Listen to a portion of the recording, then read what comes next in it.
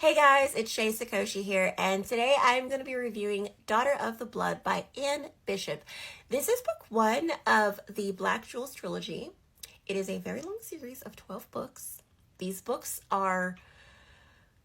I can't speak for all of them, but I will say the first one was very intense, and it does have a lot of triggers in it, so we're going to talk about that. This video is going to have spoilers in it about this book, so if you're not into that, please leave now. Again, I only read this one, so I'm only going to be talking about this book. Let's get into it. So I actually discovered this book on Reddit. People were talking about how Sarah J. Maas was quoted for saying that she is a fan of this series, and she's a fan of the author, and she was inspired. I don't know if she said this part, but she definitely was inspired. You can tell she was inspired by this series when she wrote ACOTAR, because, I mean, just if you read it, it'll be super obvious, like super fast, like so many things. And that's not a dig at Sarah J. Maas. Like, this is not me being like, oh, she got it. Like, we're not gonna do that. Artists support artists. We know how it works.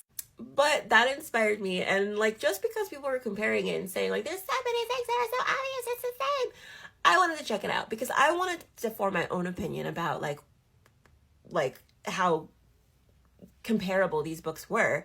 And I will say there are like similarities that will be obvious, but it's not so much, like it's not so many things that it's like, this is the same book. Like, no, completely different stories.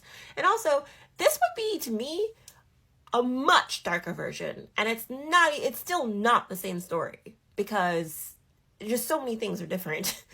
You know, like, things do stick out as like being the same, but there are so many things that are different that will make you just go, wow, like this is not the dark version of ACOTAR. This is a completely different dark story. Like, this story is dark, but it's not a romance. So let's get that out of the way.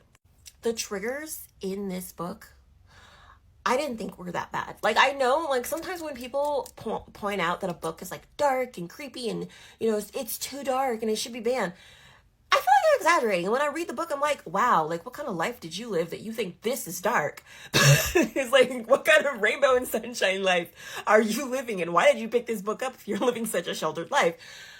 But this book, it's not as bad as some people have said, because I do think some people are a little bit soft. But it definitely is not for the weak, because there's a lot of violence against children that I had a hard time getting through. Like, I read this book in the middle of the summer. It is almost the end of the year, and I'm just now talking about it because this has been a lot. Like, I don't even